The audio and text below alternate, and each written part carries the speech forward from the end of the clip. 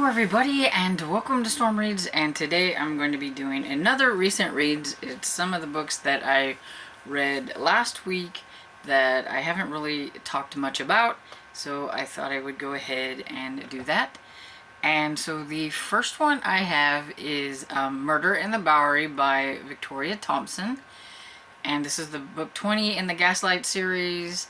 I am so close to the end. I've got 6 more books to go to get caught up, and I can't wait to get caught up, but at the same time it's a little sad.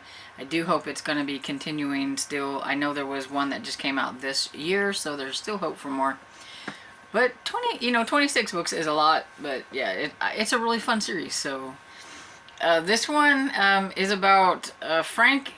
He's kind of finally got his private detective business set up, and they're taking cases that maybe some people just can't really afford much to pay them and things like that.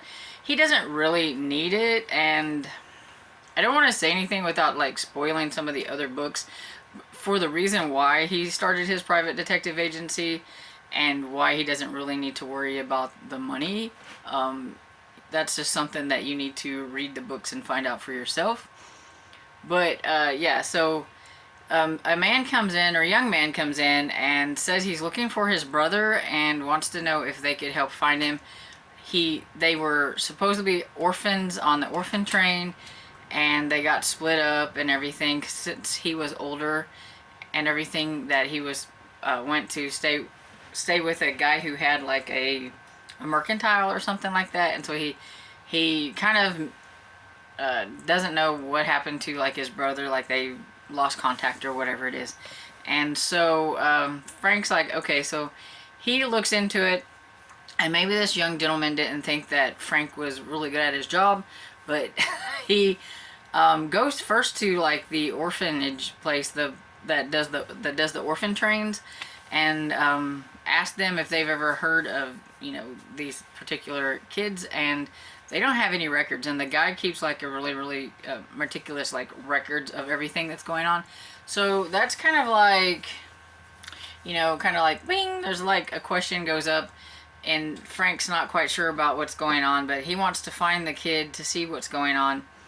And in doing so, Frank may have led some bad guys to the young kid, and whenever he ends up dead, then of course Frank is going to do everything in his power to find out what is going on and what happens.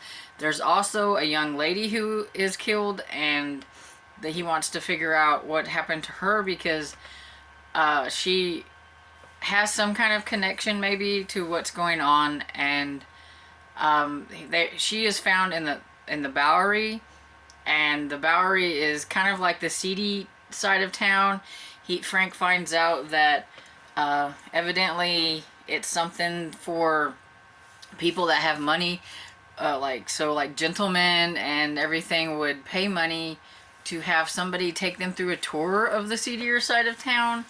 Having somebody with them that was a part of it makes it, I guess, so that they don't get jumped, so they can't just go down there with their fancy suits on and everything. But if somebody is taking them for a tour, I guess it's different. And you find out that this young lady was dressing up as a guy to kind of go down there and everything, because she wanted to check things out, even though everybody, and go to this I think one bar place, but everybody knew she was a girl. They just thought it was funny. But she kind of gets introduced to some people there, some not so nice guys and things like that. And so he's trying to figure out what in the world exactly happened, and how does it have anything to do with the young man that was murdered as well. And I really liked it. It was really good. I always like being back with them, with the whole clan. To me, it's not just Frank and Sarah anymore. It's everybody, and I really like it whenever Sarah's mother gets involved.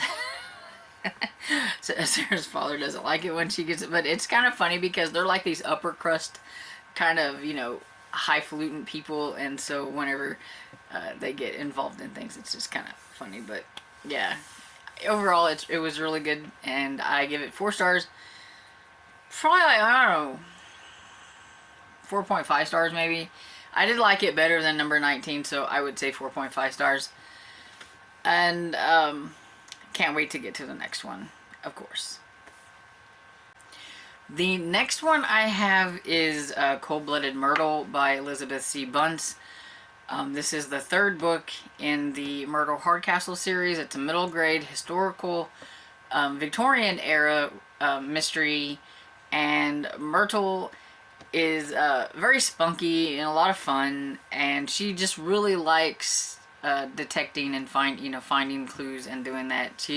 She has a way of ending up where something happens, and she just can't stay away from trying to figure out what happened, even though her father, who I believe is a lawyer, wants her to stay out of things. In this one, the guy that runs the, I think it's the Mercantile or whatever, is found murdered, and they happen to be, like, she happens to be there where it's happening because there was something going on and everything. So, of course, she's naturally curious about what happened, and when you're looking into things, this particular guy had a scandal back in his college days when I think, well, he might have been a professor or something. There was, like, some kind of, like, little society or whatever, and what makes Myrtle really, really curious about things, as her mother's name is mentioned in that, and she doesn't really know anything about her mother, and so she's kind of curious how she may have been connected to that, which really makes her curious about trying to figure things out, even though her father tells her to leave things alone. She just can't help it, and she can't help it, she says, if she finds things out and has to go, check it out for herself or whatever.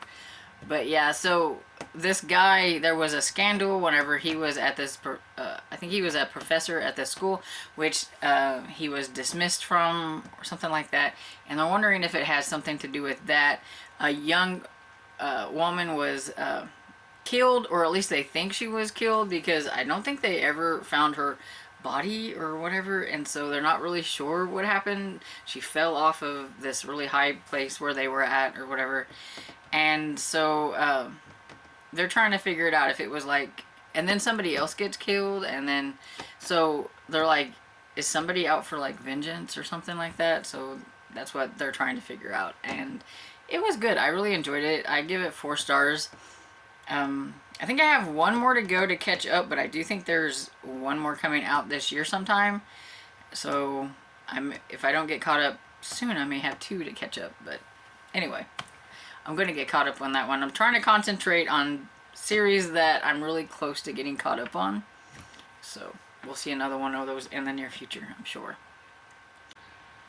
So the next one I have is a kids chapter book that's called Monster Match, and it's Frankenschool #1, and it's by Karen Rivendeneria, and I'm pretty sure I butchered that, sorry. Okay, so the story is about a kid named Fred, and his the kid next to him, this girl torments him a little bit and everything. And he was not in class whenever there was an author who come with their book, and he had a permission like written to get a book that was signed or whatever. So when he gets his book from like the teacher, it doesn't have his name in it. It says to Frank instead of to Fred. And so the kid next to him was teasing him about being Frank in school, and then the teacher tells them that they need to work on a writing assignment, and they could, kind of be creative, do whatever. And so Fred is decided that he's going to write a little story about being Frank in school. Instead of Frankenstein, he's Frank in school. And so he creates his little monster persona, and the girl beside him is always calling herself Princess or whatever, and so he makes her into like this. He gives her like 4 names: Princess something, something, something, Lisa, whatever. And all of a sudden, like when he's writing the story, like this really weird green mist comes like kind of out of nowhere, and it brings his paper to life, sort of. So like all the kids around him fall asleep, the teacher and everything, but only him and that girl are awake, and they've got to try to figure out what in the world is going on, and they find like there's this like ghost living in the attic, and guess what? The ghost's name is Frank. And so, yeah, it was just fun. It was cute. It's just about them trying to figure out how to wake up their classmates and everything. And Frank, or not Frank, but Fred has to decide to rely on his writing and put things back to right and everything. But in the meantime, like, the girl kind of, you know, finds out that he doesn't really like being picked on, of course. And she doesn't really think she's being rude. She thought she was being funny, but he tells her, you know, she's not. So, and they kind of form a little friendship over this whole thing, sort of. At the end, she's joking with him again, and he gets frustrated, you know. But so there's going to be more in the series because it says Franken-School #1. So I'm kind of curious to see what happens with Fred and Louisa, and maybe they'll be better friends in the next one. And it was cute. It's supposed to be just like, it says it's humor, satire, and it was cute, and I would give it 3 stars. Then the next book I have is Hunting Time by Jeffrey Devers. This is the Coulter Shaw book #4. Catches me up on the series. I can't wait for another one to come out. Hopefully there's going to be another one. I didn't even realize this one came out last year, and then I was making my series list and going through some of my papers that I had where I've written about some series that I had going, and trying to add them all to like one big spreadsheet, and I noticed that there was a new one, so I was like, ooh. So of course I had to jump on that one, and it's about a Coulter Shaw who is a reward seeker. So he goes after like missing persons and things like that for the rewards. So if your kid has run away and you're offering some kind of reward, if he deems it, you know, a decent enough reward, or maybe whatever's happened to that kid, if it's a big enough problem that needs help with, he will jump in and he will find this person for that reward. And he puts his life on the line quite a bit for these rewards, so I hope he gets paid enough, because especially in this one. But there's a man at this company, I can't remember his name, but anyway, he wants to hire Coulter to find one of his employees, and the employee's daughter is with him. They ran off, kind of vanished without a trace. He has no clue what happened or why they're on the run, but he just knows that he would like to find her because she's like a special engineer, and they've got projects going, and he really needs his engineer back. Meanwhile, you find out that the lady, I think her name is Parker or something Parker, she is pretty much on the run because she finds out that her ex-husband, who she put in jail, is getting out early. And he was a policeman, so he has a lot of good contacts, and she has heard that he told somebody that when he gets out, he was going to kill her. So she's taken her daughter, her teenage daughter, and they're on the run. And then you've got Coulter, who's trying to find them. You find out that there are 2 hitmen after her, but there's also her ex-husband who is after her. And it was just action-packed through the whole thing. You know, Coulter trying to find her, them trying to go from place to place. The daughter, of course, doesn't know exactly what's going on because she was never truthful with her about her father. She actually thinks that the reason that her you know, she knows the reason that their father is in jail is because of her, so she's not really happy with her mother. And her mother tells her to stay off the Wi-Fi. She can do airplane mode. She can't be, you know, because they don't want to be traced. And come to find out, her daughter wasn't doing quite what, you know, and so it put them on the spot a few times and everything. And thank goodness eventually the daughter straightens up a bit. But yeah, I was like, trying to keep a teenager who's mad at you off the internet. Yeah. But yeah, it was really good. It definitely had like a twist at the end that I wasn't expecting, actually. So I thought that was pretty cool, and I really enjoyed how it ended. And it ended with Coulter being offered another job of sorts, so I'm hoping that means there's going to be another one. And anyway, I give this one like 4.5 stars. I really enjoyed it. It was a lot of fun. And then the last book I have is Winterbourne Home of Vengeance and Valor. It's the first book in the Winter Home series, and it's by Ali Carter. And this one is a middle grade mystery, and it is pretty cute. It's about April, who she has a chain around her neck that has like a lock, like a key on it, and she has no idea what it's for, but it's something that her mother gave her, and she doesn't know where her mother is. Like, her mother has like abandoned her.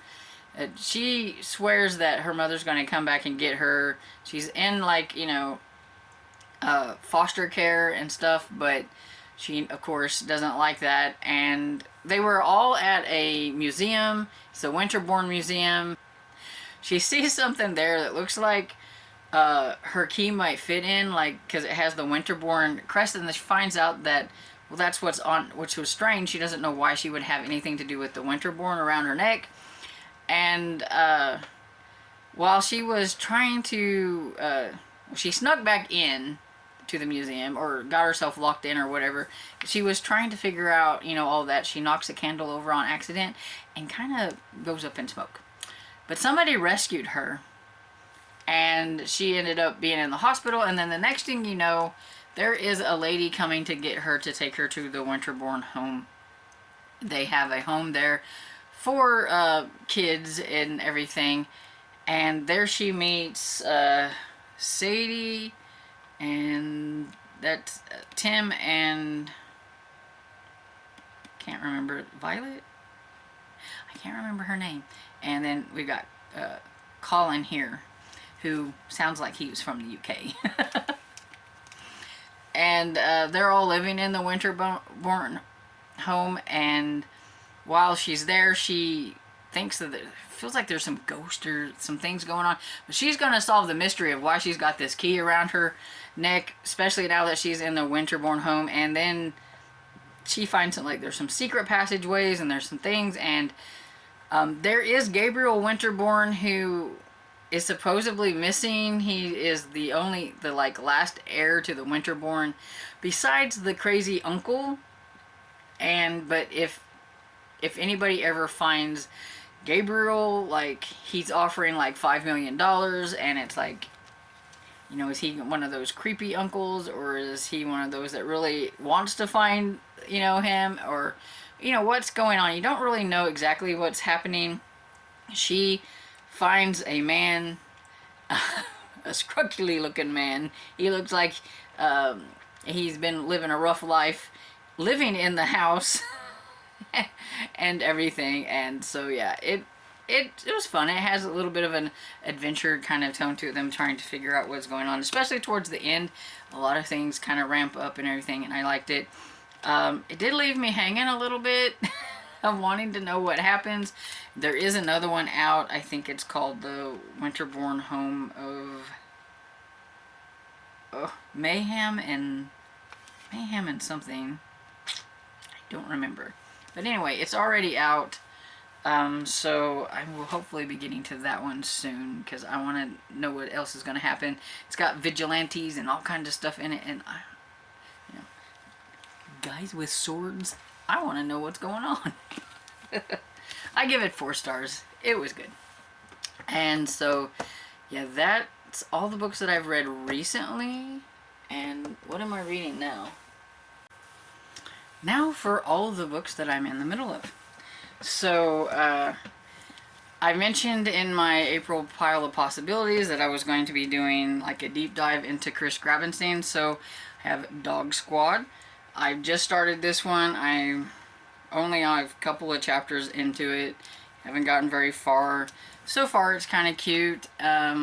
I'm a big dog lover, so I figured I'll probably enjoy this one. And it's going to be a quick read because it's a middle grade. And so I got that. I am also in the middle of, this is kind of like my last carryover from last month. I was working on this one, and it was a library book that I hadn't got finished yet. This is a new library book that I just picked up, and this one's kind of a leftover. I never had gotten very far into it, but I wanted to finish it because it's one of a book on my series list, and so there's like 6 in this series, and so I think I can get the series, you know, caught up on if I work really hard on it. So I didn't want to like let it go back. I wanted to just keep it. This one's set in the 1925. It's set in 1925, and it's kind of strange because it skipped from the first book was 1919, and now we're in 1925. So that was kind of weird. But yeah, I am curious about it. I do like the 20s. It's like one of my favorite eras to like read from. I was always a big fan of like the flappers in the Prohibition era and stuff like that. Then I have, of course, A Discovery of Witches by Deborah Harkness, since I'm doing a read along with some people on this one. So if any of you that are going to be participating or watching, I've started. It's kind of like one of those, unless I get like totally wrapped up into it again, because it is one of my favorites. I thought I would like just kind of take my time throughout the month, but it is almost 600 pages. So if I don't get started now, I might not. I'm going to try to read it instead of listen to it, which is also why I'm going to. I have read it before. I've read it twice and wait, no, I've read it once and listened to it twice, and so I figured reading it again would be a good way to maybe get it to soak into my head, because no matter how many times I read a book, it doesn't stick. So, but yeah, love this. And up after I knock one of these off, this will be super easy, but this one comes out this month, so I want to get it done, and it's Spy School. It's part of the Spy School series. This is the second one, Spy Camp, and by Stuart Gibbs. It is the second graphic novel, and I've read the Spy School series, but now I get to do it in like graphic novel form, so that'll be fun. And so yeah, I want to get this one done, and it'll be really quick. I mean, it's a graphic novel. And then so one of my Arthur appreciation books that I had mentioned, I wanted to try another Claire McIntosh book, since I liked the one that I read from her, but then I never read any more.